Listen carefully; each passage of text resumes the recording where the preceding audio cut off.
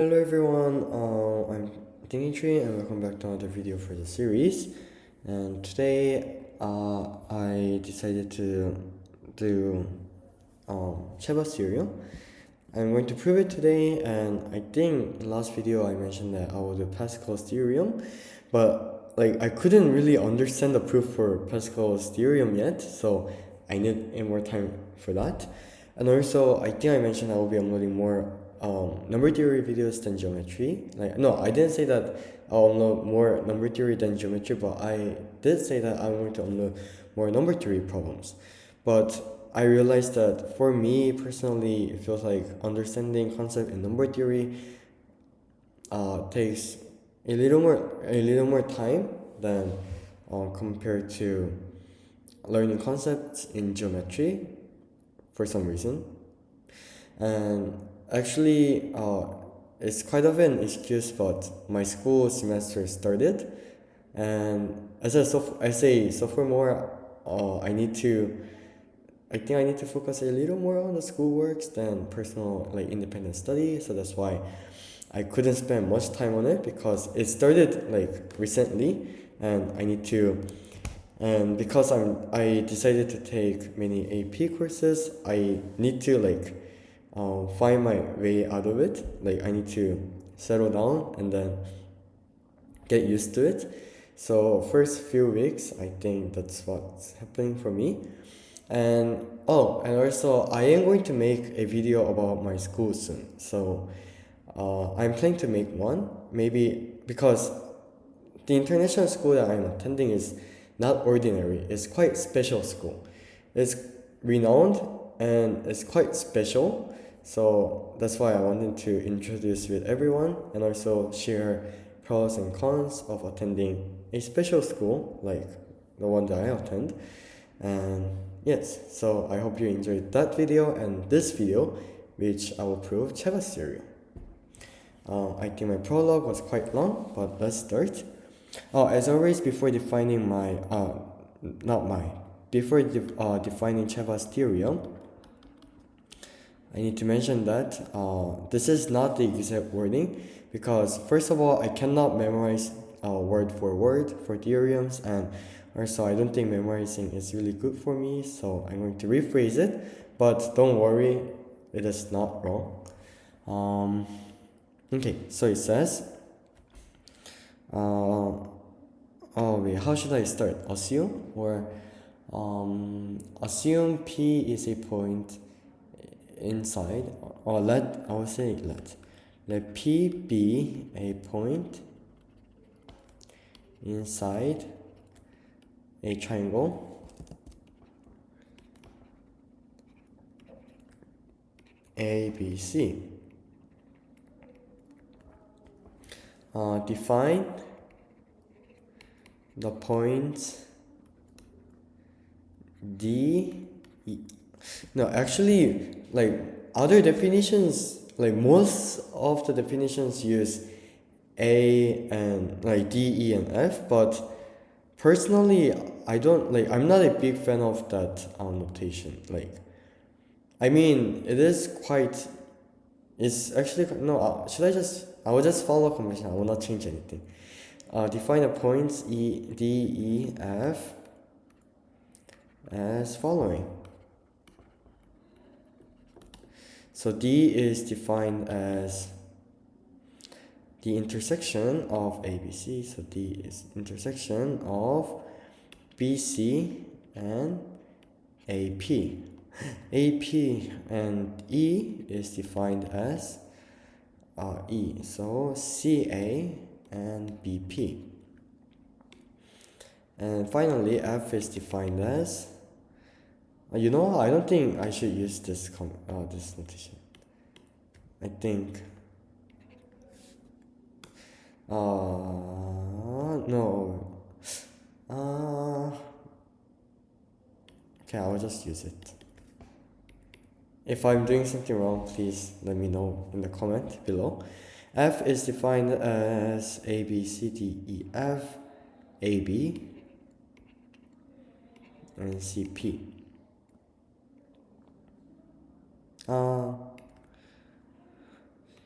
if AP, BP, and CP concur at point P.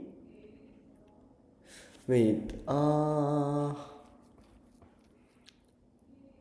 mean, that's quite obvious, but you'll see why I wrote this. Then, wait, it was A, B, C, D, E, F, right? D, E, F. So AF over FB times BD over DC times CE over EA equals 1. The converse, the converse is also true. And the reason why I wrote this is because of the converse. So, meaning, this is same as if AF over FB times BD over BD over DC times CE over EA equals 1, then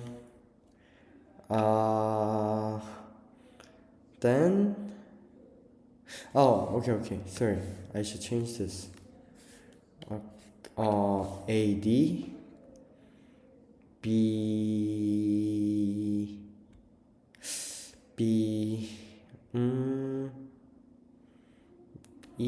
CF.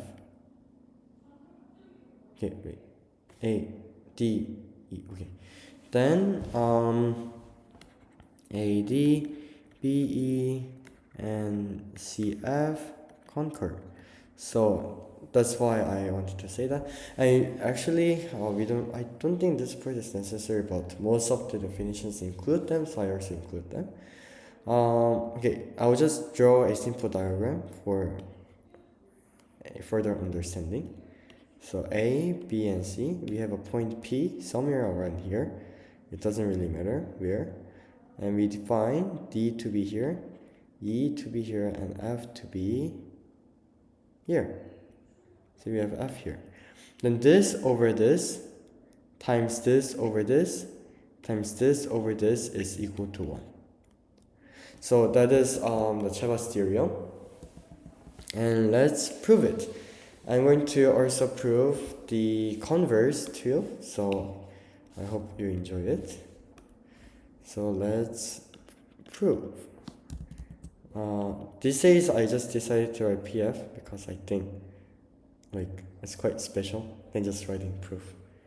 Like I saw many people writing it like this or like this, but personally I find this like quite unique and cool. So anyhow, we are going to use area to prove it. So before we begin our proof, I need to have a better diagram. So actually I'll just draw it like this.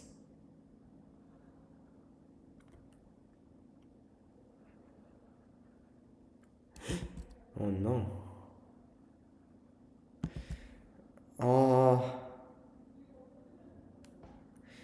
Oh wait, oh that's why. My pad was tilted, that's why I couldn't draw a straight line. We have A, B, and C. We have this one. I'll write it here, like this. And this looks good. Okay, I'll try that again. Oops. Okay. So we have D here, E here, and F here. And also note that there are no other cases than like the case that looks like this because P must always lie inside the triangle ABC. Okay, now first case. First case, we're going to consider what is AF over FB? This is equal to wait, actually without using this first case, I will just say without loss of generality. Without loss of generality, because there's nothing special about D, E, and F. Without loss of generality, find AF over FB. So we know that AF over FB equals this triangle and over this triangle. Now I need to use a different pattern. Oop, that's not a great pattern. Okay. No, I'll just use this. This one. Then, and the reason is because they have the same height. So this is equal to the ratio between the area APF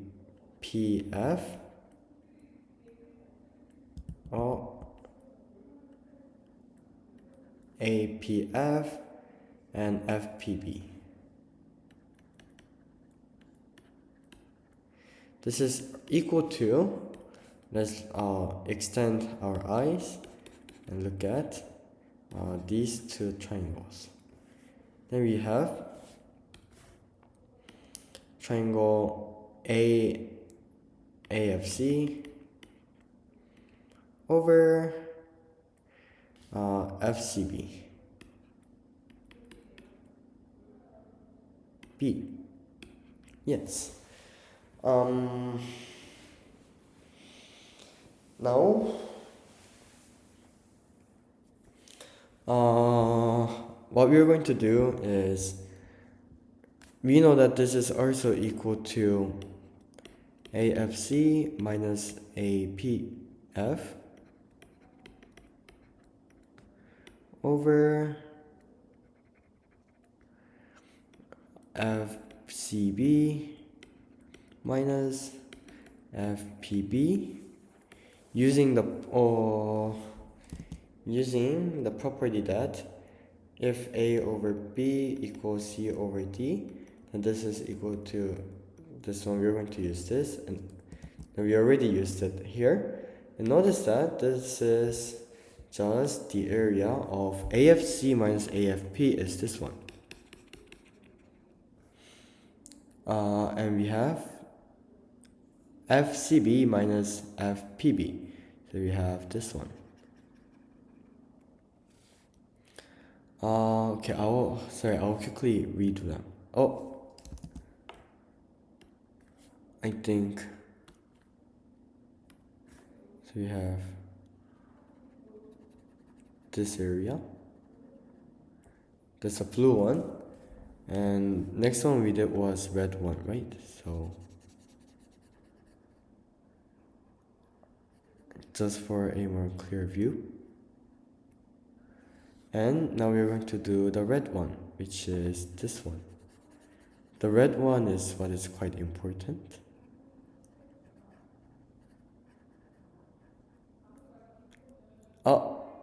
Anyhow, I think no, I'll cover it up with yellow. That doesn't work. Okay. Maybe this, it doesn't work. Then here I will use marker again. Wait, I had marker. I didn't know this. I should use them. I didn't know that they existed. Wait, this is P, right? P is covered up. Okay. APC over PCB. I will write P again. P.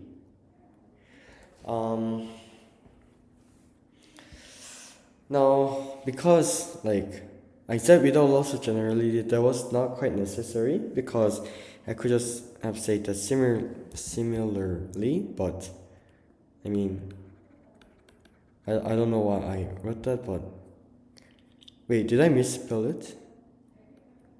I think so.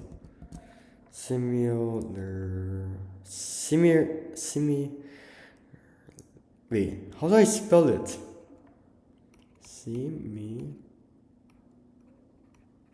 This one, right? Okay. And then, no, this is like a minor thing. Then we need to find, the reason why we shouldn't use marker here is because it actually blocks our entire line. I'm sorry, I will do that quickly again.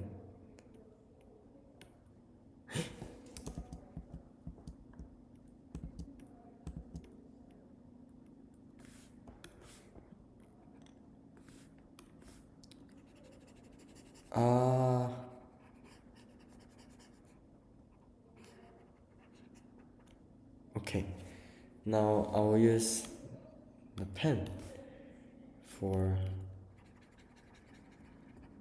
better view. Okay, and similarly, we know that BD over DC equals APB over APC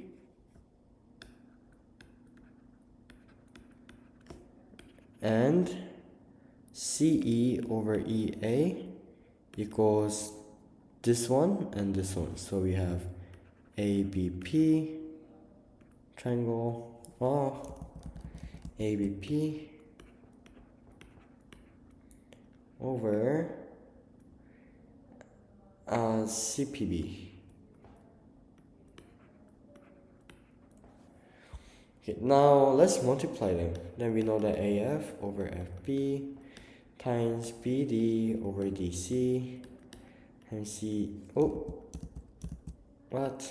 over EA equals APC PCB times APB over C times BP, right? Wait. BD over DC, AF, BD over DC, C over EA. Did I do something wrong? It should C over EA. Yes. I accidentally flipped them. I'm sorry for the confusion. I accidentally flipped them. We have BPC over and APB. Then again we can multiply them.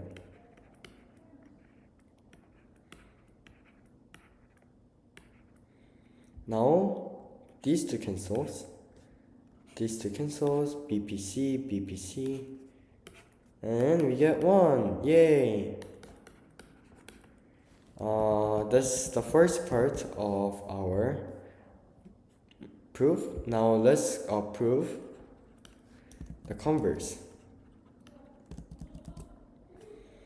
In order to prove our converse, let's draw our diagram again. This time I don't think it have to be that big. We have A, B, C here. And we know that this over that, so we have like this one and D here somewhere. I'll say here somewhere. D, E, and F. Okay, we know that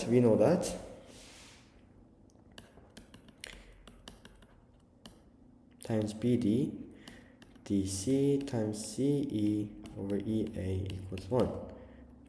We want to prove that AD, BE, CF concur. And that's actually quite simple. Let P equals the intersection of BE and CF.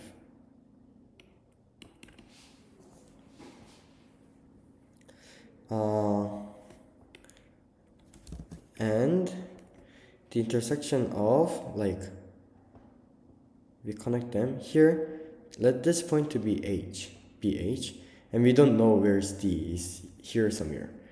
And AP and H equals A, B, C, D, E, F, no, G.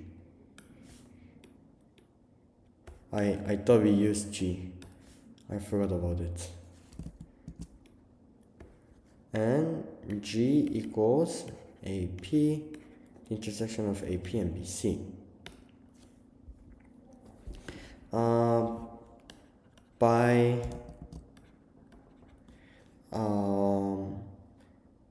our previous statement, in which we proved it right here, we just proved it. We know that AF over FB, actually I'll write it here because it's quite important. B times BG over GC times CE over EA equals 1, which is also equal to that one because we know that that is true. That is given. D over DC times CE over EA. These two cancels out, and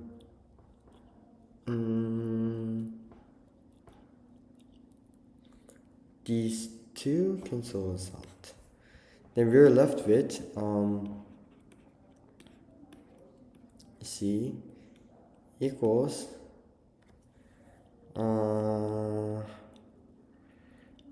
I will just, because if we cancel them, it's not quite right to say equals 1, so I'll just write this equals BD over DC. Now let's look at our base here. We have B, C, G here, and G here, and D somewhere around here. We want BG over GC to be equal to BD over DC. However, let's say that D is here and let's say that D is here. This is clearly less than this over that. This is clearly, I'll use different colors. So we know that this ratio is clearly bigger than, less than the black one, and this one is clearly bigger. Here it will still be bigger. So this one, I use different color. The blue one should be the right.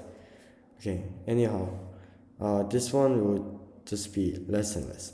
Meaning, for them to be equal to each other, we must have G equals C, and let's replace with G for D. Then we know that AD, CF, and BE concurs because by construction they concur. And by construction, AD,